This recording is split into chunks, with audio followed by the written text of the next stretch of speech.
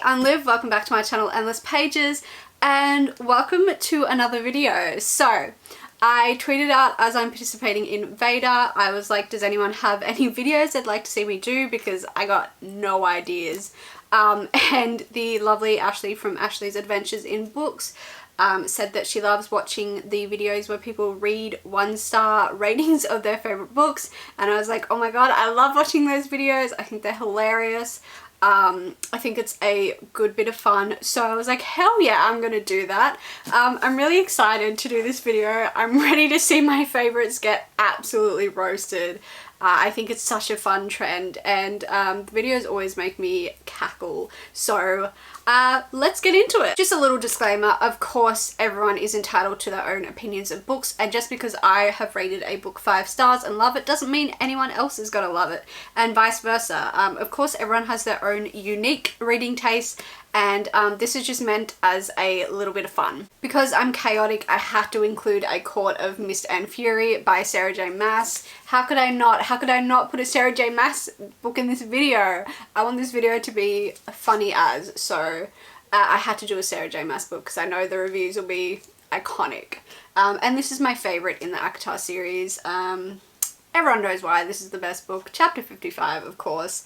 So let's get into some reviews of this book. So this first review starts off with, warning, full on rant ahead. Perfect, keep it coming. I need content. So this starts off with, okay, I'm going to come right out and say it. A Court of Mist and Fury is the biggest pile of crap I have ever wasted my money purchasing. I wish I'd waited until the reviews started rolling in, then pre-order it months ago, but I've learnt my lesson. My pre-order of Empire of Storms has been cancelled. Oh shit. And I'll never start reading a new series by her until it's completely finished and I've been vetted in full by people I trust. Fair enough. I mean, you don't want to waste money on books you don't enjoy. That's actually the worst feeling, when you realise like, oh, I hate this book and I've spent all this money on it. It's a bad feeling. Let's see what else she says. I am so incredibly heartbroken that Sarah J Maas has once again betrayed my trust. Oh shit, and destroyed a series I loved. Oh, okay. So she enjoyed the other ones. Let's scroll down a little bit. I absolutely adored A Court of Thorns and Roses. Really? I feel like the most universal experience for this series is like that it gets better as it goes on. Like, now that I've read Mist and Fury and the other ones, that names I can't remember right now, I look back and I'm like, okay, the first one was my least favourite now. I feel like, I don't know, am I wrong? I feel like most people usually have the other opinion, so that's interesting. The whole reason I'm upset about A Court of Mist and Fury is because I was so excited about it in the first place. Oh no, this is just turning sad. This is just like a really sad review of someone being so disappointed by a book. So she's saying, oh okay, so she's saying that the sequel has like undone the point of the first book. So that's the only reason they all save her, because they saw she was willing to sacrifice, and they see how devastated Tamlin is when he thinks he's lost her. If you take that love away, you make the entire first book completely pointless, and you're absolutely 100% without shadow of a doubt that prove that Maratha was right, and the humans would never know true love if it bit them on the arse. They never even hint of a triangle in ACOTAR. Yes, Rice was a flirt, but always felt like he was doing more to get at Tamlin than because he actually had any real feelings. Yeah, it's not hinted because, like, it's not meant to be hinted. Otherwise, that would kind of ruin the whole idea of the first book, of her being so, like, I guess, not blindly attracted to him, but, like, so connected to him. And you can have more than one person that you love in your life, and there's obviously things that Tamlin did that made her fall out of love with him. Of course, she's not going to stay loyal to him after the stuff he did. So it makes sense that her view on him would start to shift and change. And of course, you know, she's going through so much in the second book, and with dealing with her trauma, of course that's going to change who she is and change her relationship with him. So I think it makes sense that yeah, the flirting at the start might have been a little bit to get at Tamlin. That makes sense, like she said in this review, but you know, as they start to spend more time together, that starts to blossom a little more. So yeah, I think it makes sense the way that it was done. So she says, can't we for once have adult characters? Freya is 19 after all, that act like adults. Can't they talk through their problems and resolve them like normal people? Does SJM have to turn Freya into a fickle and whiny little idiot? Shit. Who jumps from one bed to another at the drop of a hat just because a new guy shows an interest in her and he happens to be hot. But Tamlin did some damage to her, so I wouldn't stay with Tamlin after the events of what happened. Okay, another review. A fitting end would have been this book in a grave burning in hell. Oh my god. They DNF'd it at 14%. They said, I was intending on actually reading the whole thing just to see how Sarah attempts to justify her questionable and offensive decisions in the first book. But this piece of crap is crazy long. Yeah, how many pages? I forgot, is it? It is pretty long, but like, I swear to God, that's Sarah J. Maas. She can't not write long books. Yeah, it's like 600-ish pages. There's longer books. I hate most of the characters, namely Freya, Rice and Tamlin, Reese, however you say it. And the ones I don't hate, I'm completely indifferent towards. The world building is okay at best. The magic system is fairly inconsistent. Okay, that's fair criticism. And uninteresting, and I have much better things to do with my life than waste any more time on ACOTAR, because it isn't good and it isn't getting better. In fact, it's almost getting worse. Why is everyone saying it gets worse as it goes along? It gets better as it goes along. Okay, this book starts off with the reviewer saying they don't like to be mean, but they wish they could give this book 0 stars. She does deserve 1 star at least for being able to shit out a 700 ton of fluff and vomit interesting material. Summary, boring, makes me fall asleep, fluff, nothing intriguing. Yeah, I would say the plot of the first book is slow compared... Oh no, this is not even about the first book. This is about Mist and Fury. How is this boring? A lot happens in this book. For some reason I was thinking I was reading ACOTAR reviews, but no. I don't think it's that slow. And normally I can't deal with slow books, so I can usually understand when people say that they don't like the plots being slow, but I don't remember the plot being slow in this book. Mind you though, it's been a while since I've read it.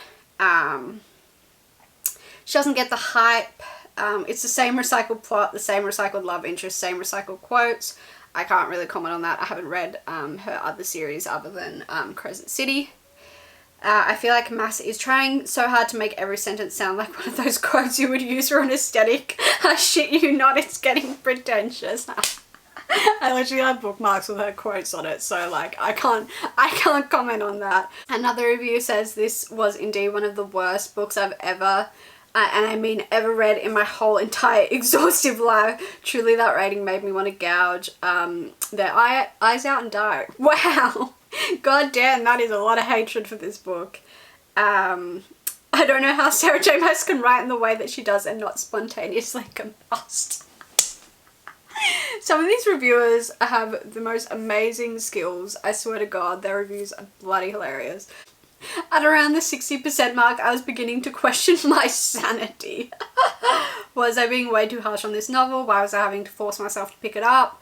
Was it my fault that these derivative characters and MacGuffin Latin plot were failing to engage me spectacularly? There was light towards the end of the tunnel though. At 76% I laughed so hard I cried. Oh, I'm not reading that quote out loud. It's a sex scene quote.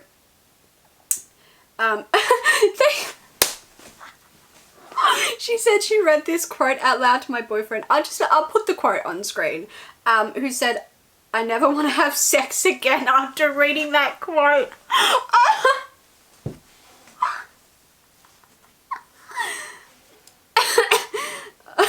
I'm crying. The sex in this book is just flat out weird. It's meant to be. Come on. It's very smart. It's not going to be like a normal sex scene. That's the fun of it.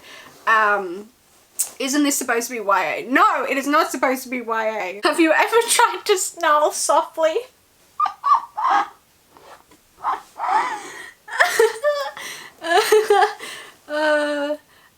These characters do it a lot and it's very hard noise to make, especially if you presumably want to sound sexy. Sarah J. Maas, I request an audio recording of sexy snarling, please. Someone rated it 5 stars and said, yeah, I'm not going to read 626 pages of Faye Dick, so DNF for now. Fair enough, fair enough. Come on, you didn't know that that was going to happen going in. Oh, okay, I'm getting too caught up on A Court of Mist and Fury. Let's hop into another book. Okay, this next one, Six of Crows by Leigh Bardugo. Again, another 5-star read. This is a book that I've said a couple of times that this got me back into reading after I kind of had a little bit of a pause on it after high school. So this is a very beloved series to me. First, the character. Jasper's only personality trait is liking guns. No! He has like so much more to him. All these characters, I love the characters in these books because they have a lot of depth to them and a lot of interesting motivations and backstories. He also likes other things other than guns. Thank you very much. Old crusty musty cats. I've never heard anyone describe him like that. He is boring and extremely overhyped. No! My Kaz, he's offended. Honestly, I cared more about Alina than I did Kaz. I think that's the most controversial thing I've ever read. You like boring Alina more than Kaz? Are you serious? Oh my god, I can't get over that. I'll never get over reading that. Matthias, this person said Matthias is better than Kaz because Matthias actually went through character development.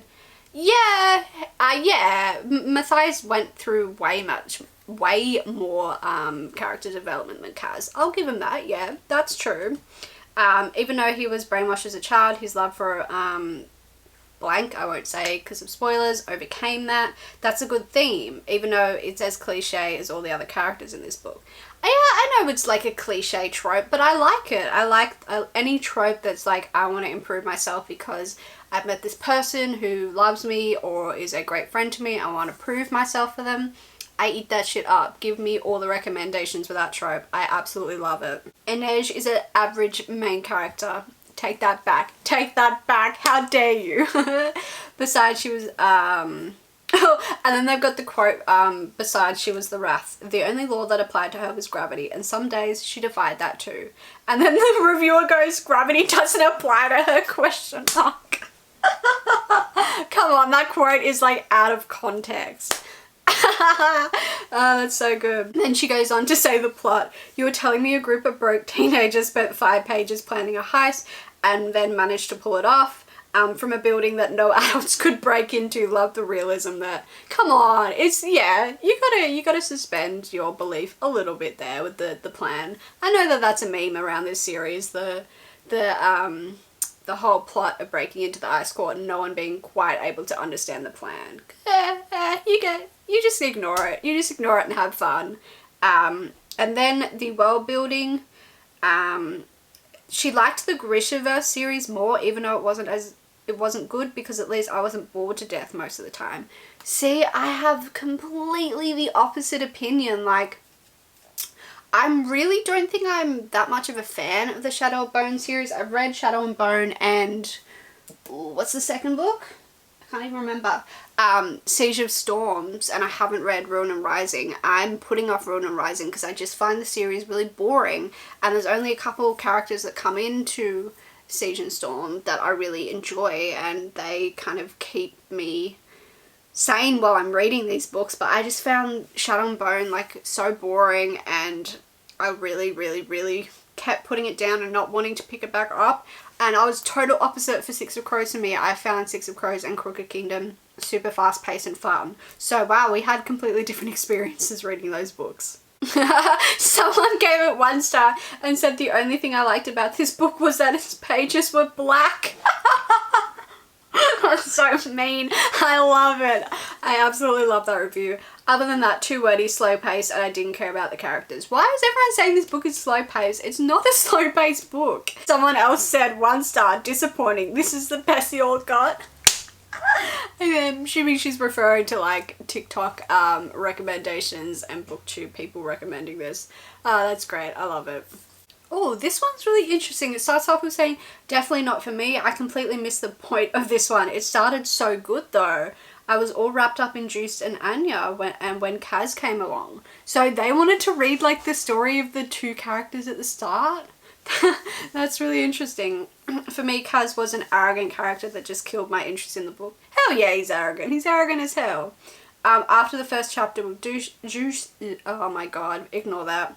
We are quickly introduced to Kaz and all the other bandits, good guys. Unfortunately, I couldn't keep up with who was who or why or what. Oh, really? I found like they were really unique characters, so they were quite easy to distinguish. I know sometimes when you're reading multiple POV books, it's hard to keep track of who's who, but in this book, I didn't struggle with that at all. I found that really easy.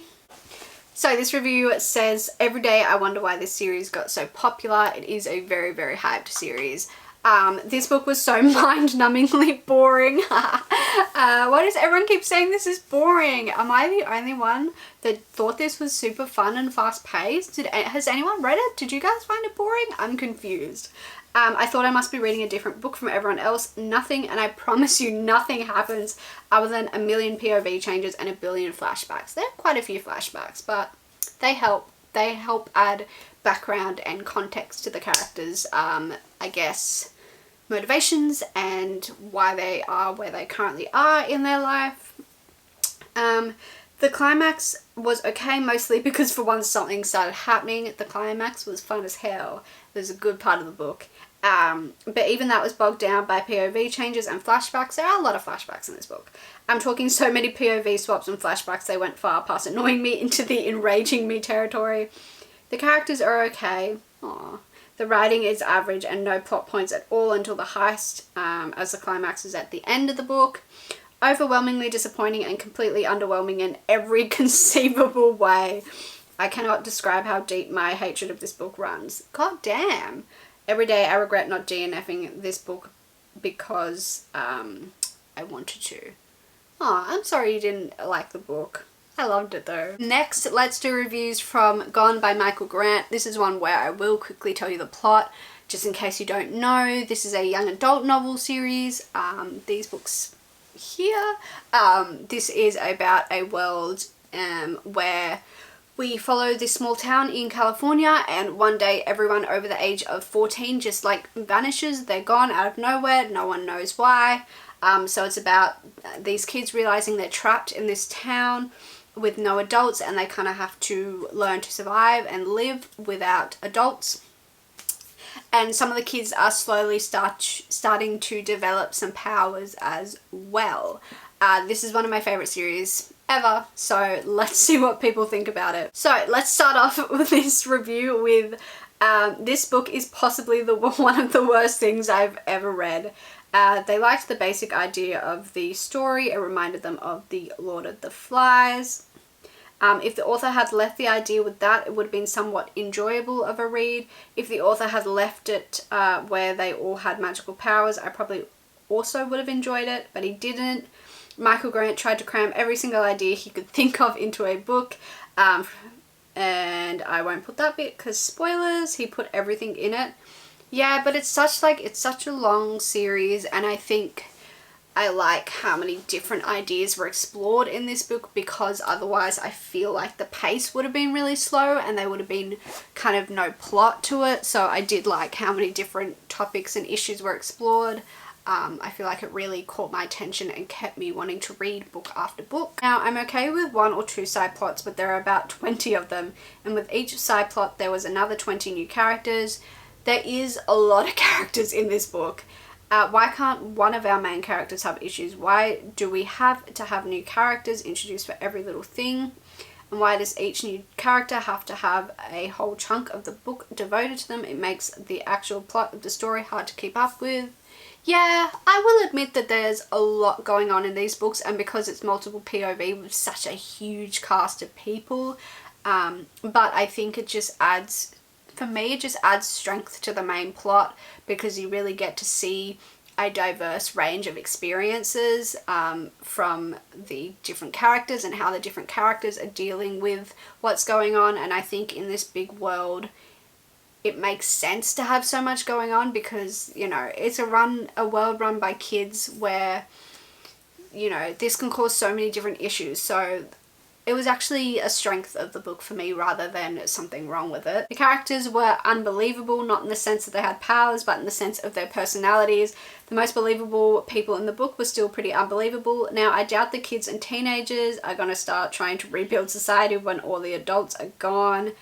This is a fantasy book, so again, suspend your belief a little bit. The first thing that's going to be on their minds is going to be them trying to get their TVs and iPods to start working again.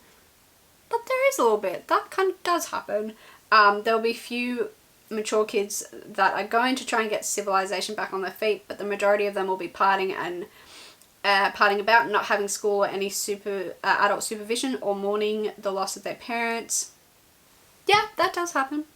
That happens in the book. It's not like the whole cast is all focused on rebuilding society. There's a lot of kids trapped in this town, and a lot of them are just wasting time, doing nothing, eating sweets. Like, that does happen. Has this author ever heard of a break? Apparently not. There's not one spot in the entire book where you can ever even breathe. Can't we have a simple scene where you're having a bunch of characters just sitting around a campfire or something, just being a little lighthearted before something happens? This book is very heavy, and it is like going from one thing to the next. But again, I don't mind that in this book. I find that it suits the mood, and it is not meant to be a happy-go-lucky book. You know a book is bad when your favourite characters are the bad guys. I mean, not really. I do enjoy the bad guys in this book. I think that they're honestly scary, and I really enjoyed the bad guys. I thought it created great tension. So I don't think that's necessarily a bad thing to really enjoy the bad guys, unless you mean that you're rooting for them to win. Kane and Kane's girlfriend really make the book a lot better. They make it go from being used as my toilet paper.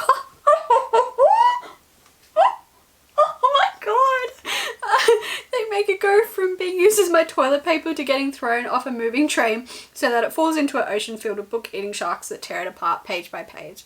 Wow. Okay. I guess if that's how you feel about it. If the author had changed the plot up, lost some, most of the side plots, and made the writing more believable, I think I would have enjoyed it, or at least been able to finish the book. Sadly, I didn't do either. And then they put in brackets, and I even finished Twilight. This book only deserves 1 star, half a star for the basic idea, and half a star for Kane. Kane is a great villain. And Kane's crazy assistant, who is horrifying, and Kane's girlfriend, Diana, who, yes, they're great characters. The villains in this book are great. I can't speak anymore. Someone just rated it 1 star and said, wasn't worth it. Someone just goes, I can't believe that there are so many sequels to this book. The nicest thing I can say is that I finished it. It is a long series. How many? There's like, what, 6 books? And then there's like a spin-off series. But the spin-off series I did not enjoy at all. So, it is a long series. I'll give you that. Again, for entertainment reasons, we're going to do City of Bones by Cassandra Clare. I would say this is one of my favourite books ever. Nostalgia reasons, but I know, again, like Sarah J Maas, the reviews are going to be like amazing, so let's do it. This is not a 1 star review, but it's a 3 star review, and it just says, Clary, shut the hell up. I mean, yeah, I'd agree with that. Oh, what a great start. I love reviewers. Here's the first 1 star review, and it's, what a mess. Truly one of the worst books I've ever read. The book was like a blur of Clara being so annoying that it made me want to scream into the void. Yeah, I mean, Clary is a very frustrating character, so I'll give you that. She is very frustrating, and can be quite selfish at times. Well, most of the time. Jace thinking he's the sexiest man alive. Yeah, he's arrogant. Simon being a whiny little bitch. No, don't do Simon like that. He gets better, I promise. I hated all the characters except Magnus Bane. Dude's a gem. Of course, he's one of the best characters. The Shadowhunter world is full of blatant sexism, body shaming, and incest. Yeah, I knew that. Yeah, the incest is, yeah. I mean, I can't say anything against that.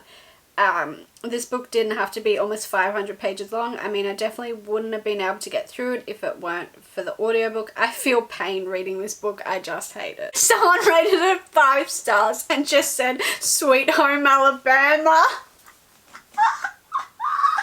Yeah, I'll never understand why Cassandra Clare is so obsessed with incest. Yeah, that was definitely, yeah.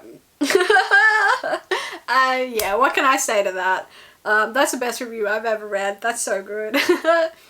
This review says, "Horrible book. It was generic, overdone, and so predictable. I was barely halfway through the book when I figured out the major plot twist. Clare is a Mary Sue. Jace is a cookie cutter bad boy type.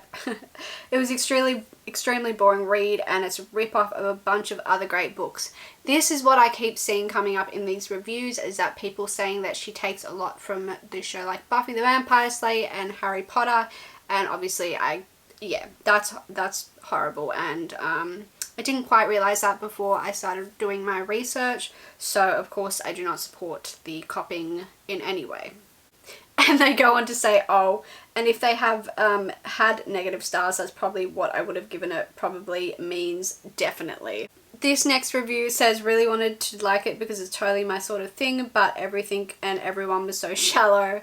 I just wanted to stab Jace in the eye." Wow, that's a specific threat. It's like he's got 2 speeds, angst and quip. Yeah, I mean, true. Clare is so bland, and personalities and everything just comes to her easily because she's so magically special, plus the whole Star Wars thing in the end. Again, another comment on copying. "Not bad for a first try." Why does that sound so condescending? But after reading something awesome like Hunger Games, it's like, I expect better now, the bar's been raised. And then someone responded to the review and said, "I just ... Clare was dumb as hell." Someone went back to their review and said, "Okay, can someone tell me what drugs I was on when I read this, because I initially rated it 4 stars." Also, I remember how the writing was just bad, and the cheesiness, oh my gosh, kill me now. She must have like read it when she was younger and gone back and read it again and went, ew. The next review is, "The book reminds me of Wattpad fanfiction, but badly written Wattpad fanfiction." Yeah, I could see how it's kind of Wattpad-y in the storylines. They say, "I don't think I made it halfway through this book, and I do not intend to finish this or any other Cassandra Clare book for the foreseeable future." They also gave it 1 star because Goodreads forces you to give it at least 1 star. One rated it 1 star and just said, "What the hell did I just read?" So there we have it. Those are some 1-star reviews of some of my favourite books. Again, this is all just in good fun, and of course if you didn't like a book, then that's your opinion on the book, and everyone has different experiences reading books. And this was just a little bit of fun to see what people are saying, and I enjoy reading a good roasting of a book. Let me know in the comments what was your favourite review. I hope this video was good. I hope it's not just clips of me laughing, because that's what I felt like I filmed today, but it was fun to film and I had a good time, so that's what matters, right? All of my social media links are in the description below. And if you'd like to subscribe, that would be awesome, because I'm participating in VEDA, where I'm attempting to post a video every day for the month of April. So if you subscribe, you won't miss out on any of those. Thanks again for watching, and I'll see you tomorrow, I guess. Bye!